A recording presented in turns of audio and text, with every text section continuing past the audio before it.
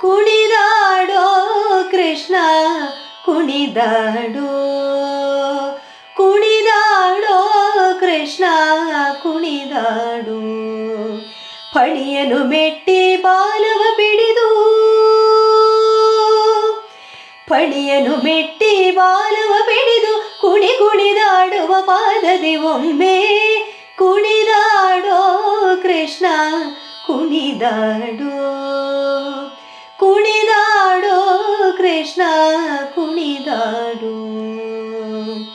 ಪಂಚಸ್ಥಳದಲ್ಲಿ ಲಘು ಬಿಡಿದು ಒಮ್ಮೆ ಗಣಪತಿ ನರಸಿಂಹ ಕೋನೇರಿ ತಿಮ್ಮ.